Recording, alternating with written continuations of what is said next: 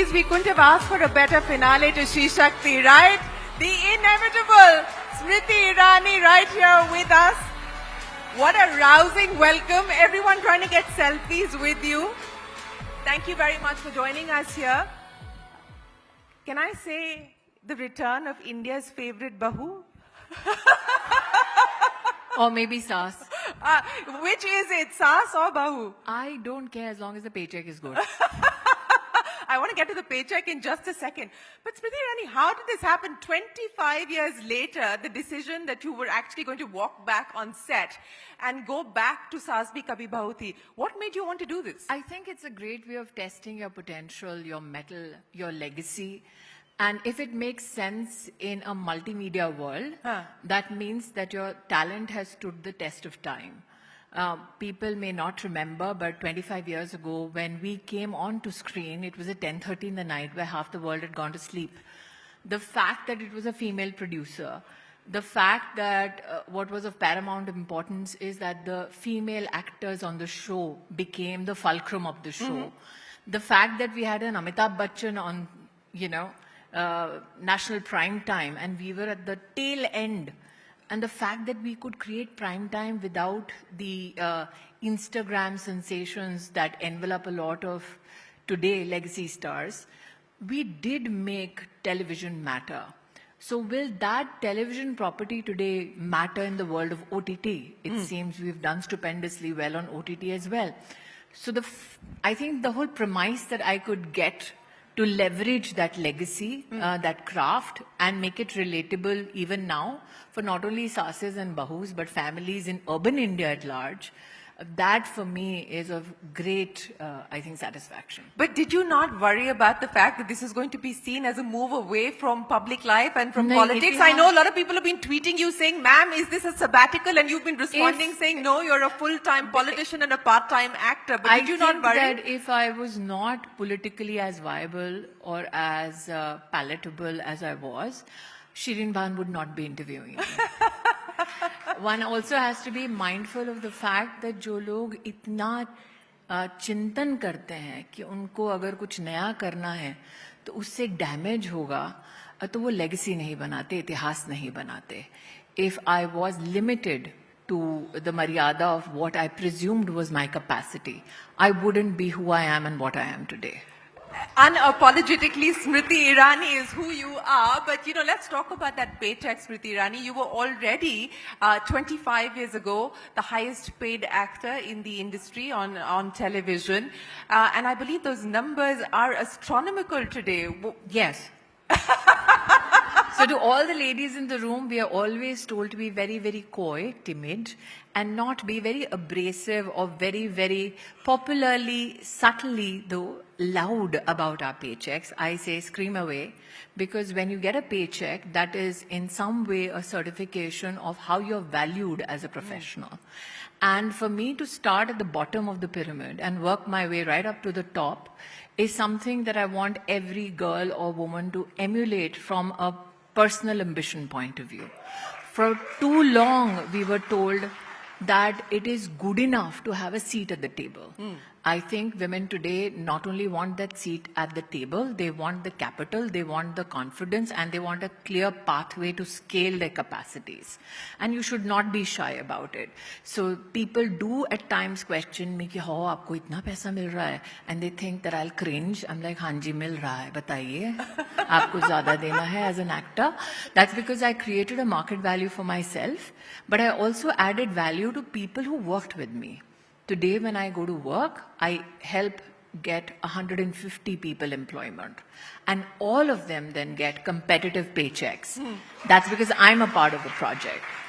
And if you can create that economic capacities for fellow professionals, that is not something that you should shy away from. That is an achievement not many can talk about. So, have you now moved to the film compensation, well beyond the TV compensation that we're used to? I made myself a part of a very, very effective team that made TV and its economies parallel to that of a movie. That made a television project as competitive on OTT. And no such project has existed yet. I can very confidently and modestly say that there is nothing on television in dramas today that can revisit their legacy 25 years from now with the same cast, the same platform, the same producer. So the fact that you have made a habit of creating history is something that I'm extremely grateful for. Well, creating history is what she is hoping to do now with her return back to television. But That is done. that's done. That's created. Next. Next. Well, so what was it like for you to be back on set? Was that the easy part? What is the challenging part? What are you enjoying the most about being back? I think the fact that when I left television and my television and my political career were consistently rolling out, many people in the media business thought that politics is not some place that I can make a mark in.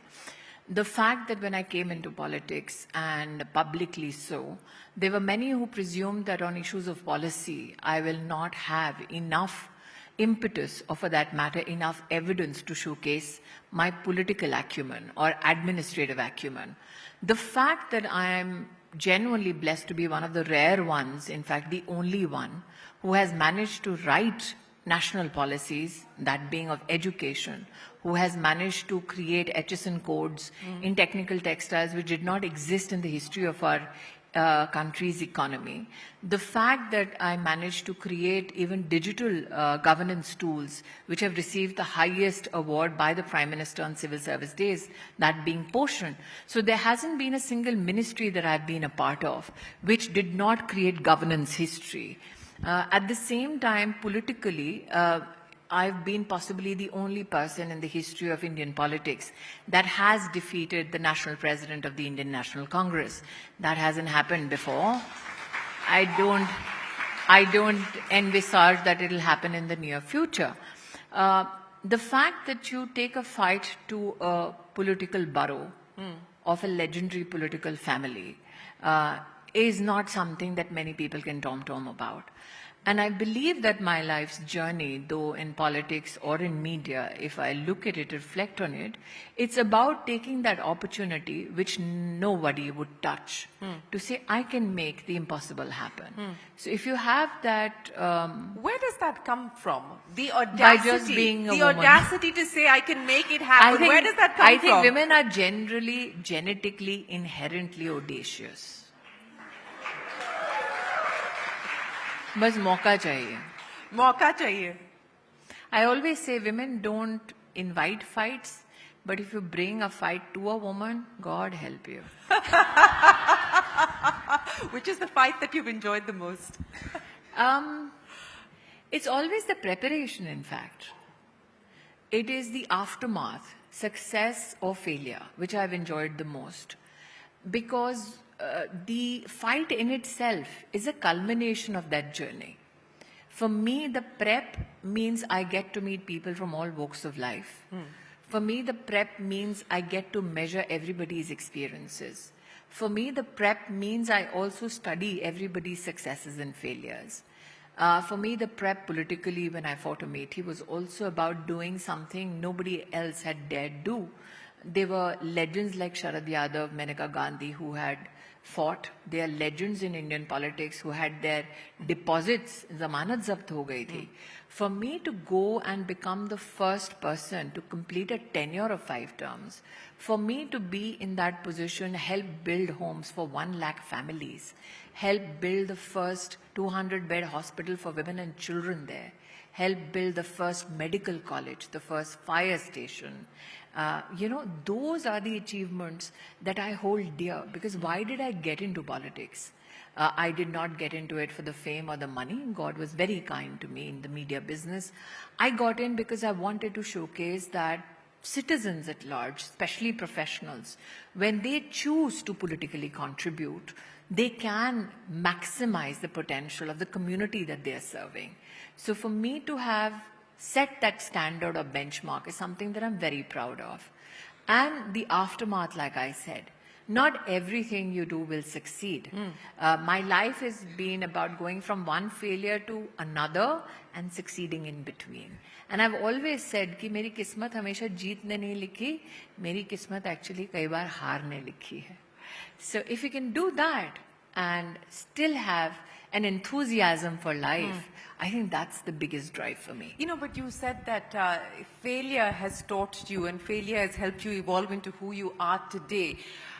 What are the biggest lessons that you take away from a setback? What are the biggest lessons that you take away from a failure or an event that does not go as per your own I expectations? think what is extremely comfortable is when people don't see you coming. That's the greatest advantage. When they think you're not capable. Use it as an instrument and leverage it to success. The problem happens when people think that nothing that you do will fail. That you will succeed no matter what. That you will be tenacious no matter what. That means they think they have figured you out. So how do you reinvent yourself? How do you reposition yourself? How do you create a narrative about yourself? Because for too long in our country, in our culture, we have told women that they should not have a narrative. That those women do best who are unheard, who are in the shadows, who barely speak, who barely stand up. Now to change that mindset and say, stand up. It doesn't matter whether you're knocked down. Just keep standing back up. That is a big journey unto itself.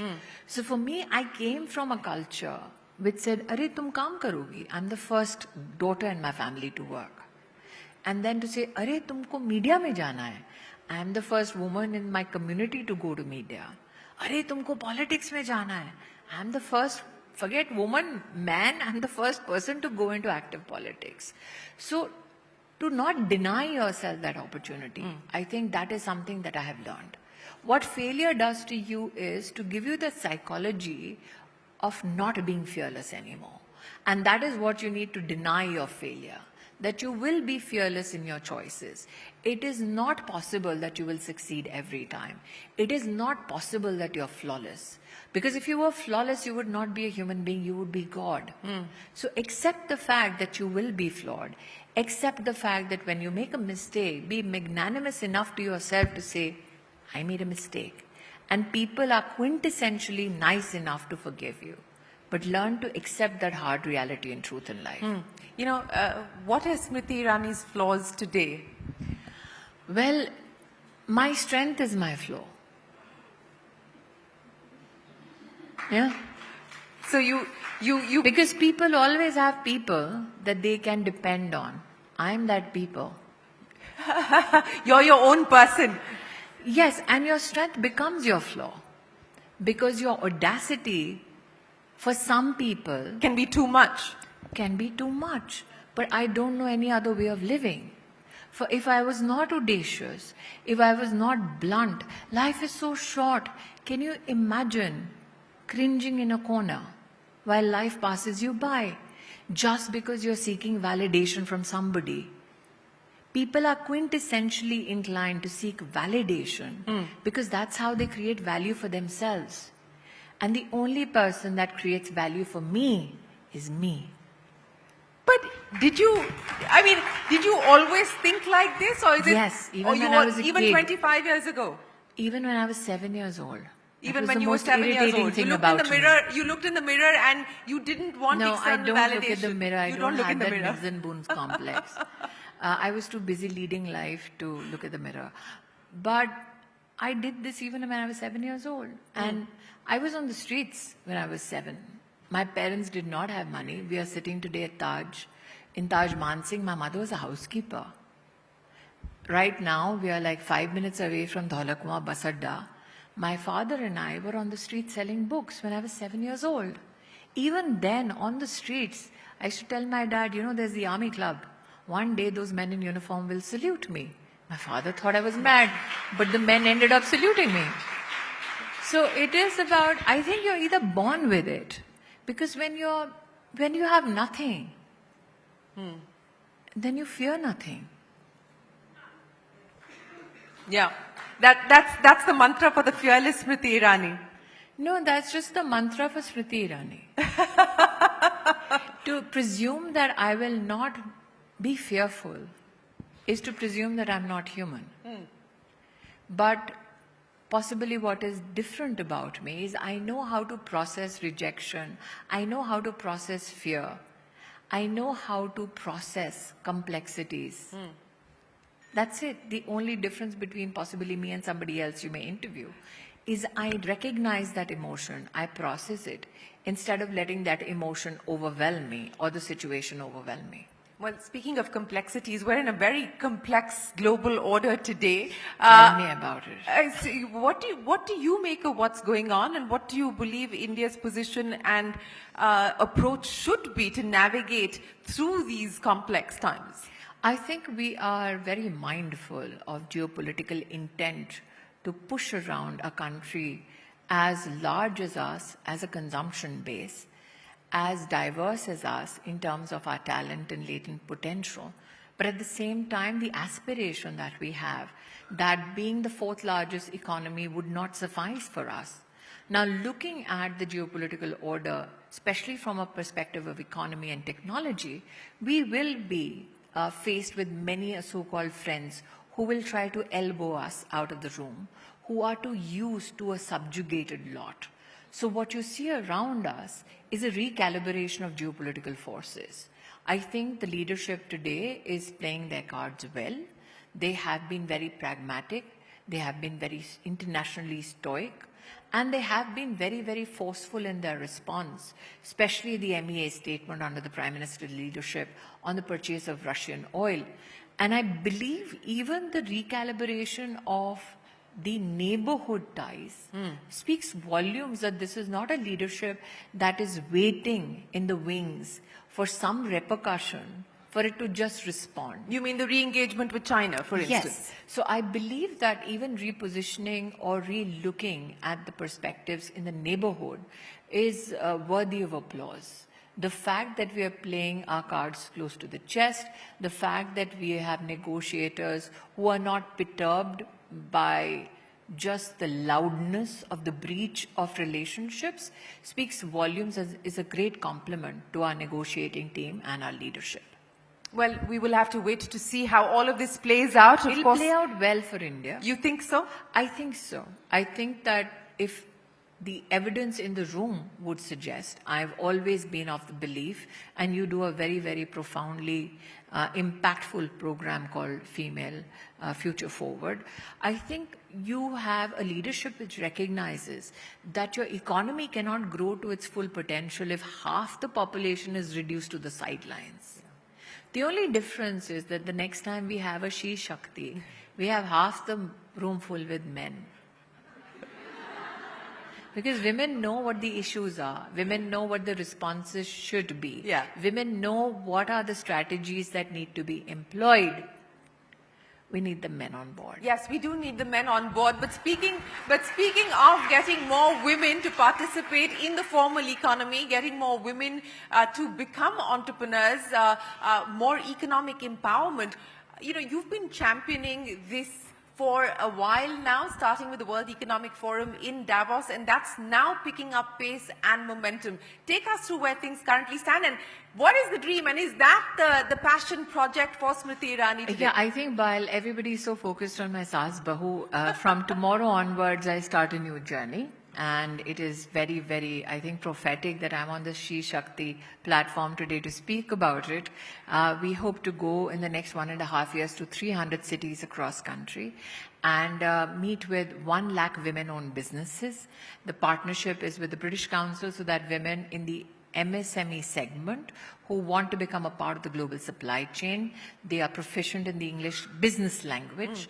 We are partnering with the ICAI, which is the Chartered Accountants Institute and Regulator, the ICSI, which is the Company Secretary Regulatory Institution. We also have Deloitte as a knowledge partner. And I believe that one of the strengths that we are hoping to unleash is the economic strength. When we talk about our economy and we talk about women-led enterprise, there's a lot of focus that the Prime Minister, and very rightly so, has brought to the self-help group movement in our country, which has now 10 crore women. Their annual economic turnaround in the country has been valued at around $37 billion. But if you look at just the potential of women in the MSME sector today, women-owned MSMEs and small businesses are to the tune of 16 million, which employ close to 2.8 crore people in our country. But that's just 20% of the MSME landscape in the formal segment. What is a challenge is that the informal micro enterprises, women-owned businesses are 70%. Just like agriculture, the participation in the informal segments is outdoing the formal engagement. So I'm hoping that with this effort, we can bring more and more formalization of women who are entrepreneurs so that there is an enhanced access to credit and not small credit, but huge capital, where we can help possibly small businesses become mid-sized companies, because that's the ambition now women entrepreneurs in our country need to have. That for too long, we've been a part of the entry pipelines, become medium-sized companies. Go to the market, unleash your money's worth. You know, unleash your money's worth, but what's the big deterrent there and what are you hoping to solve for? Access to credit, of course, is the big constraint and the big challenge, but what else are you hoping to solve for with this initiative? I think compliance is a big issue.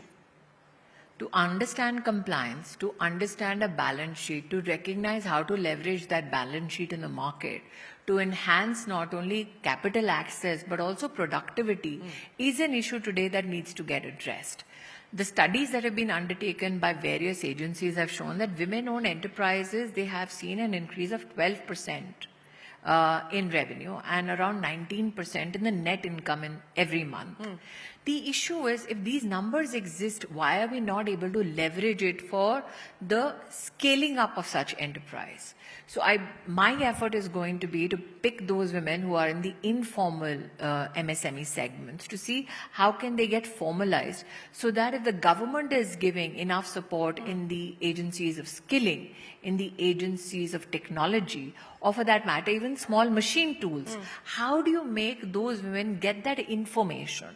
So if we want to enhance productivity in the age of AI, how many women know some kind of a synthesis between, let's say, technology and their business needs?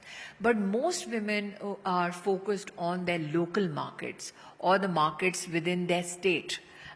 Very few women are looking at exports. So if you look at the numbers of 2024, of all the exports that were done out of India, only 8% were done by women-owned businesses.